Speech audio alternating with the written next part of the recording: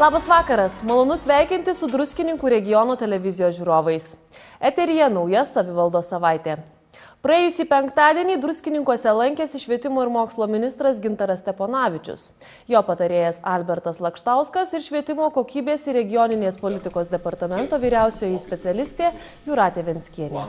Svečiai susitiko su Druskininkų savivaldybės meru Ričardu Malinausku, jo pavaduotoja Kristina Miškinienė, administracijos direktoriumi Linu Urmanavičiumi, jo pavaduotoja Vilma Jurgelevičienė, savivaldybės tarybos nariais ir administracijos skyrių vedėjais. Meras Ričardas Malinauskas ministerijos atstovams pristatė Druskininkus. Akcentavo, kad kurortas buvo vystomas nuosekliai, siekiant užtikrinti darnią savivaldybės plėtrą. Mero pavaduotoja Kristina Miškinienė trumpai apžvelgė švietimo situaciją Druskininkuose ir pasidžiaugė sėkmingai įgyvendintą švietimo reformą. Ministras pagyrė savivaldybės vadovus, pabrėždamas, kad tinkamu laiku buvo priimti teisingi sprendimai dėl mokyklų tinklo pertvarkos. Vizito metu Gintaras Steponavičius savivaldybėje susitiko ir su Druskininkų švietimo įstaigų vadovais. Pristatė ministerijos aktualijas bei veiklos prioritetus. Susitikime ministras labai gerai įvertino savivaldybės investicijų politiką ir pastangas siekiant užtikrinti palankę mokymuisi aplinką. Vėliau jis apsilankė Ryto gimnazijoje, kur susitiko su pedagogais ir moksleiviais. Ministras pasidžiaugė puikiai įrengtomis gimnazijos klasėmis, itin gerai sutvarkyta mokyklos aplinka, naujais sporto aikštynais.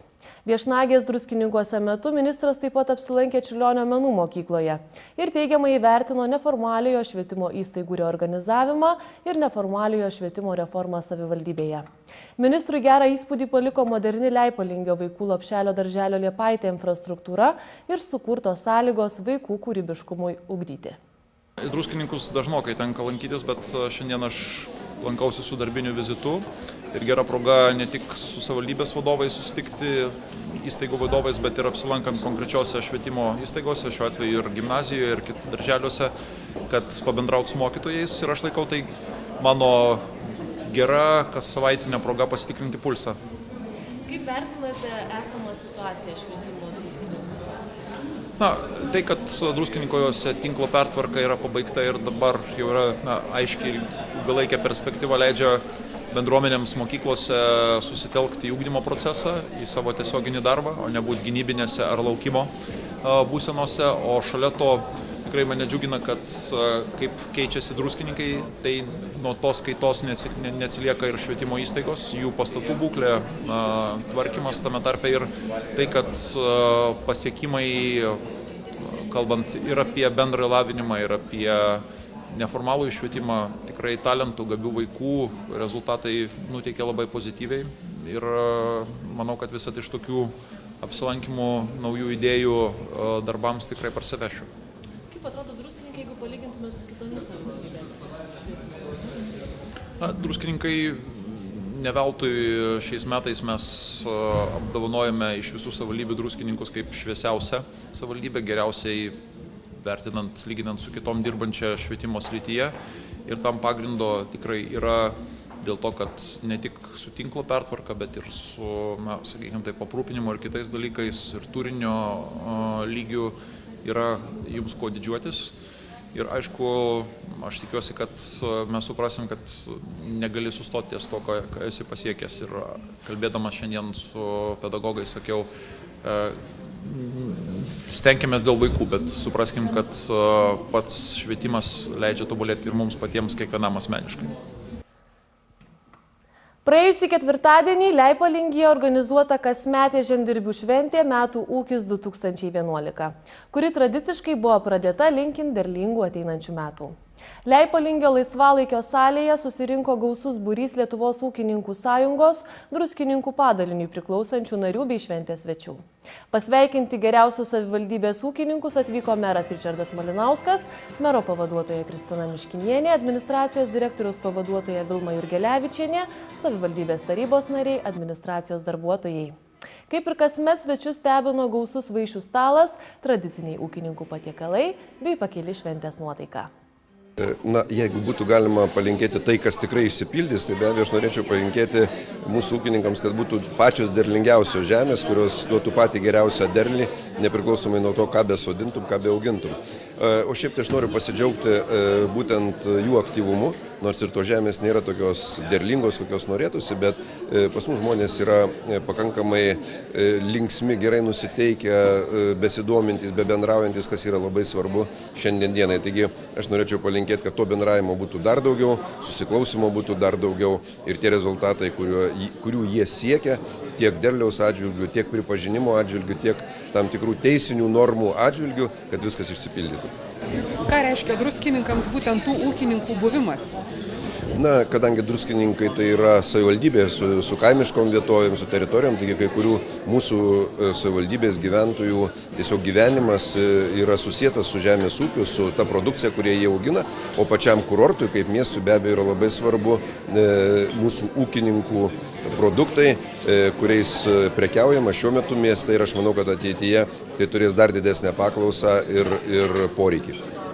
Ar svarbios yra tokios ūkininkų šventės, kurios rengiamos kiekvieną rudenį? Kaip minėjau, bendravimas tarp žmonių yra vienas iš svarbiausių dalykų ir būtent tokios šventės metu to bendravimo yra daugiausia ir patarimų, ir pasitarimų, ir aptarimų reikalų, ir kasdienybės. Tai aš manau, kad yra labai svarbu ir labai džiugu, kad kiekvienais metais šioje šventėje žmonių dalyvauja vis daugiau ir daugiau. Savivaldybės meras Ričardas Malinauskas apdovanojo geriausius ūkininkus, įteikė jiems padėkas ir pakvietė visus nemokamai pasimėgauti vandens pramogomis Druskininkų vandens parke. Ūkininkai, dėkodami savivaldybės vadovams už paramą ir nuoširdžią pagalbą, įteikė jiems originalias dovanas. Tęsime laidą. Praėjusį savaitgalį per Lietuvą ir druskininkus nuvilnijusi Maisto banko akcija pranoko organizatorių lūkesčius. Didžiųjų prekybos centrų pirkėjai nepasiturintiems šį savaitgalį paaukojo maisto už 856 tūkstančius litų. Druskininkų prekybos centruose surinkta 2542 vienetai maisto produktų už 7492 litus. Akcijoje dalyvavo 72 savanoriai druskininkiečiai, o surinkti produktai bus išdalinti nepasiturinčioms šeimoms, neįgaliesiems ir vyresnio amžiaus žmonėms, kurių pajamos neviršyja 700 litų per mėnesį. Akcijos pradžia iš tiesų labai gera nuotaika ir mums, savanoriams, ir matome, kad pirkėjai taip pat labai gerai nusiteikia. Labai noriai ima lankstinukus, vaikai labai džiaugsmingai juos dalina. Ir tikimės, kad viskas pavyks. Kaip galvojate, kiek pavyks surinkti produktų per šias akcijos kelias dienas? Manau, kad šiek tiek daugiau negu pernai. O kiek pernai? Pernai mes dalyvavome kitoje parduotuvėje, tai dalyvavome vieną dieną. Surinkome tiek, kiek surinkom. Ką norėtumėt palinkėti žmonėms? Aš norėčiau palinkėti prieš kalėdinių šituo laikotarpiu, kad visiems netrūktų gerumo ir didelės širdies norėčiau palinkėti visiems. Praėjusį trečiadienį socialinių paslaugų centre asociacija Druskininkų cukrinio diabeto klubas Atgaja paminėjo savo veiklos 13-ąją sukaktį. Susirinkusius klubo narius pasveikino mero pavaduotoja Kristina Miškinienė, socialinės paramos skyriaus vedėja Violeta Grigorienė ir savivaldybės gydytojas Eugenijus Žemaitis. Savivaldybės vardu mero pavaduotoja Kristina Miškinienė padėkojo klubo pirmininkiai Jelenai Šimonieniai už aktyvę ir pasiaukojamą veiklą, o klubo nariams palinkėjo sveikatos, optimizmo ir įteikė vaisių pintinę. Ta pačią dieną savivaldybėje organizuotas susitikimas su kaimo bendruomenėmis. Susitikime taip pat dalyvavo Leipalingio ir Vėčiūnų seniūnai. Mero pavaduotoja Kristina Miškinienė, susitikusi su Druskininkų savivaldybės seniūnaičiais, paragino juos būti aktyvesnius, organizuojant kultūrinę veiklą seniūnaitijose ir nuolat dalintis gerąją patirtimi su šalia esančiamis kaimo bendruomenėmis. Tiek informacijos savivaldos savaitėje šiandien. Iki pasimatymo kitą pirmadienį.